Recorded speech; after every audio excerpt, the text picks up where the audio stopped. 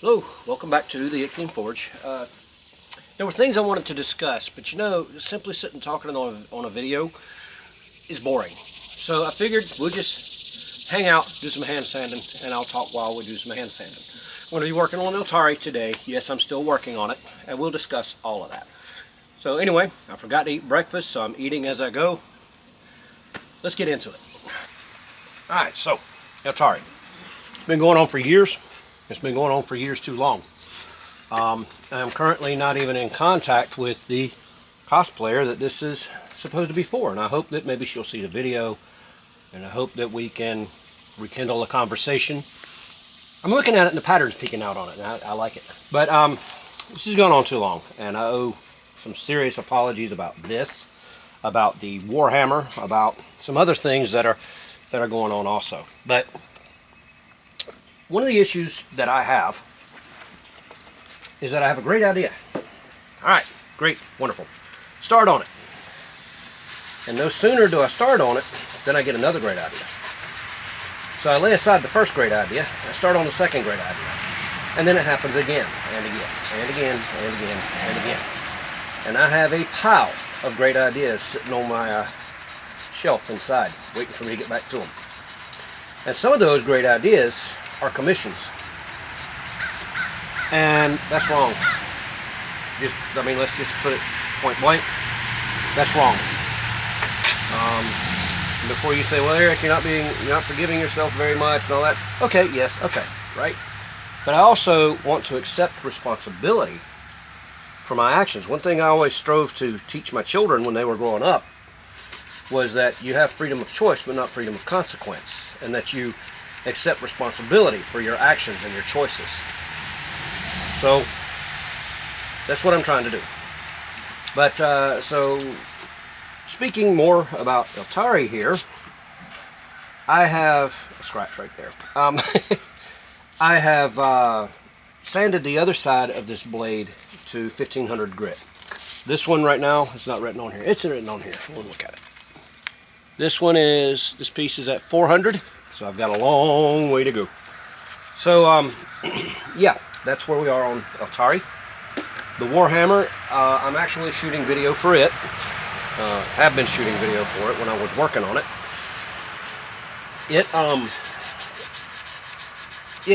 It has a hole punched through it. Now I just got to drift that hole and get started on that. I'm working on an axe for a guy that I know who is a martial artist, and something he thought would really be cool. So I'm working on that, and he probably thinks I forgot him. And I'm working on another axe for a guy that I didn't make the axe, but I'm finishing it up for, or cleaning it up, I should say, for a guy that I met at a Renaissance festival. He's already paid down on the axe, and it's actually the easiest one to finish. So right now I have the slabs for it, a couple walnut slabs sitting in the toaster oven, making sure they're to drive out moisture and to get rid of any bugs that may have made a home of the wood. It's been sitting outside for many years. So anyway, that's kind of projects.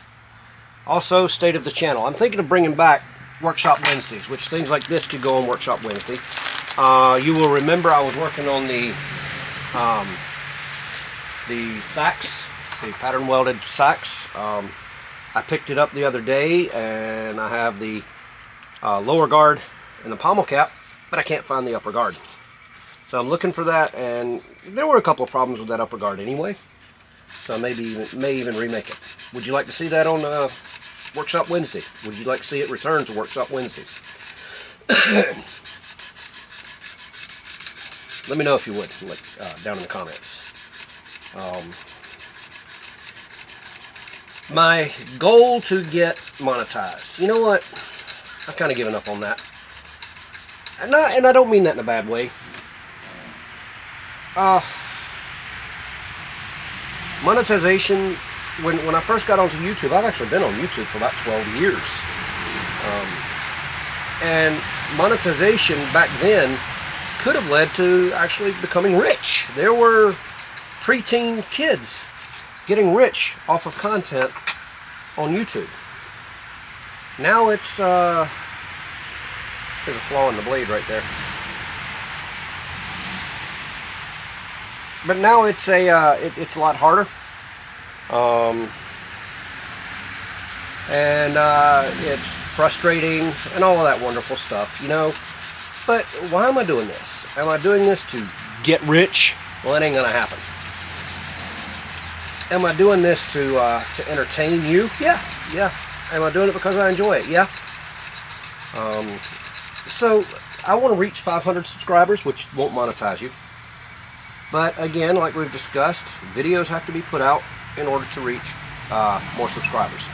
I can tell you real quick how many I have. I think it's 393 right now. Where is it? Ain't it? Give me a second, I'll tell you. View channels. Yeah, 393. I doubt you can see it. But hopefully you can see that. I doubt it. But 393 subscribers. Thank you for every one of you. And I would love it if you subscribed. I would love it if you commented. There's only 1 or 2 people that ever comment. One guy faithfully every single video, and I appreciate you. Also fighting a little bit of a cold. But I think that in order to have a presence, let's forget about making 1,000 subscribers and all the watch hours that I need and all that. I think that in order to just have an audience, first thing is I gotta post. I gotta put videos up. I gotta upload, which has become easier, and I'll tell you why in a minute. But second, I've got to work on my videography, my thumbnails, and all that, and I'm working on that. I'm trying. But I got to do these things, and I want to do some fun things too. Stay tuned for that. I was hoping that the stainless steel eating spike was going to be the beginning of that, but it failed. So it's not the beginning of that. But now, on to some very important things. The mental state of the forge and rethinking things. Had first of this year, had a pretty good show. Ah, that's falling apart. Sorry.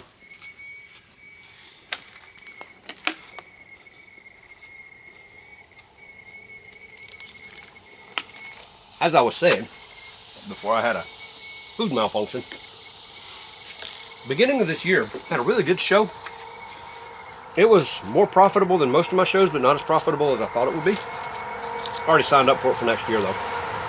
Well, I gotta fill out the application. Had another show that was really profitable last year, but this year, the entire dynamic of the show changed, and I lost a lot of money on it. And it sent me into a little bit of a spiral. Made me start thinking of, why am I doing this? Health-wise, am I going to have to stop forging? Mental health-wise, let's see, that's the problem. Mentally, this has been a very good thing for me. And I'm hoping to de-stress it again so that it will continue to be a very good thing for me. But forging has been a good thing, but physically, I hope that I can continue to do it. What was I going to say? But anyway, I had to stop and think, why am I doing this? And what was my original intent? I believe I've mentioned in videos before that I started this because I want to make me a sword. I wanted a sword. Well, Eltari here is really my first full sword length blade. This one's blunt. I may make 2 more that are sharp, one for myself and one for sale. Anyway, I'm having to get back to it. Did I get into blacksmithing or bladesmithing, actually? Because I didn't get into blacksmithing. I got into bladesmithing.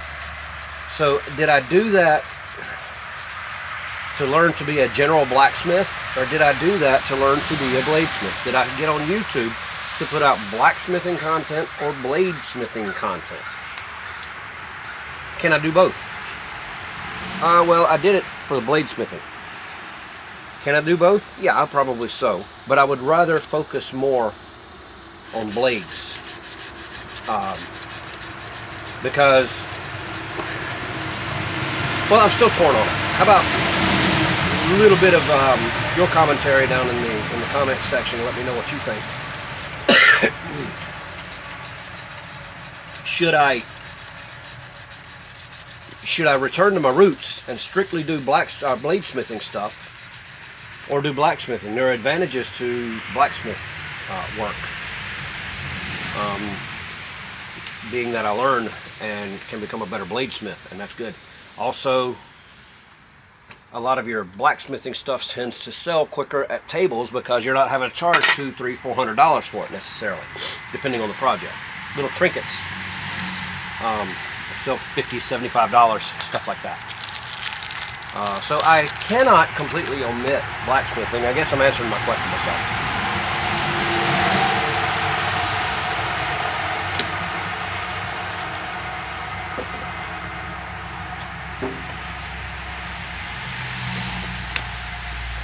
Sorry. I cannot completely omit blacksmithing, but nor should I.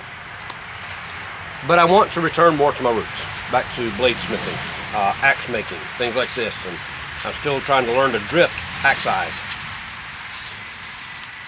So I'm kind of looking at returning to more bladesmithing, less general blacksmithing, but that takes time. A lot more time to video and to produce than doing a kneading spike or a fork or something. Would you sit still? So anyway, there's that. And I said that I would explain why videography, or why uploading has become easier.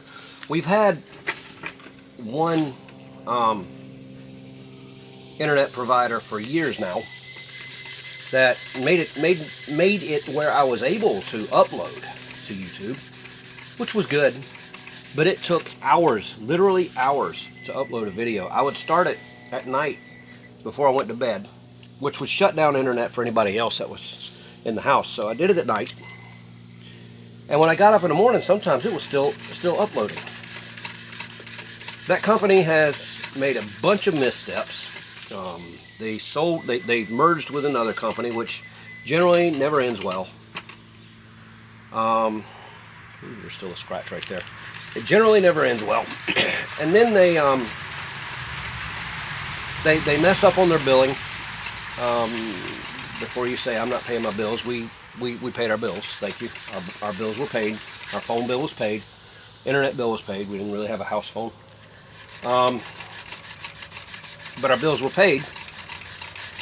But the service just got worse and worse and worse. And out here in our area, every time you turn around, there are outages that take sometimes 2, 3, 4 weeks to fix. And yet you're still getting charged for the service while you don't have service. You will recall a couple years ago, I was in school. I couldn't afford an outage because my schooling was online. My son, Matt, y'all know him, he's gone back to school now, and a lot of his schooling is online also. A lot of his classes are online. We can't afford to be without internet. But another company, I'm intentionally not naming names. I don't want to do that. But another company moved into the area. I didn't really want to go to that company, but after multiple outages, and then suddenly our internet went out again, and it would be 5 days before they got it turned back on, we made a switch to the new company. And now I can upload a video within minutes. I've done it on the new channel. If you don't know about Hafiker Homestead, I'll drop a link down in the description. Yeah, I'll forget that for sure, as I always do. But I've got 2 videos up over there, and I've got a lot of videos shot because I planned for like 2 years to do that channel. and I never did it. But yeah, check me out at Halfaker Homestead also. See what other kind of stupid stuff I'm getting into. But yeah, the internet upload time is a lot better than it was. So anyway, these are some of the things that I'm facing. Right now, I'm all about finishing commissions. I've got to get ready for a couple of upcoming shows. One in August, and then several in the fall. But at the same time, I got to finish some commissions. And there's still a lot to learn on this blade. I haven't even got to the fittings. I know how to hand sand. I don't know how to make a habaki. I don't know how to make the Suba style guard.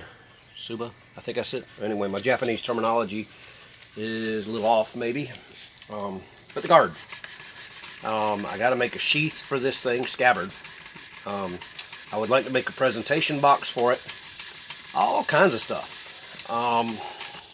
So there's hours upon hours of work left on Eltari. And hours upon hours of learning on Eltari. And that's what this is about, is learning. So anyway, I'm just going to shut up and let you watch me sand a little bit, even though that's boring. Hopefully you found some insight into what I'm doing. I'm going to keep sanding, and if I think of anything else, I'll let you know as I sand. So I guess that's it, and this is, you know, the life of a blade maker. Just not a lot of video-worthy material. I sanded all but like 4 or 5 inches of the bevel of the blade. Still have the flat, which will be easy because it's wrought iron. Then I got to make sure there are no scratches left anywhere in here, which I did find a few. I had to go back and fix them.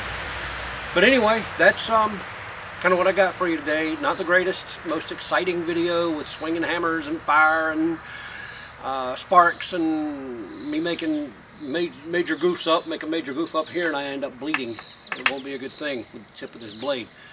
But anyway, hope that you found some value in it. Hope that you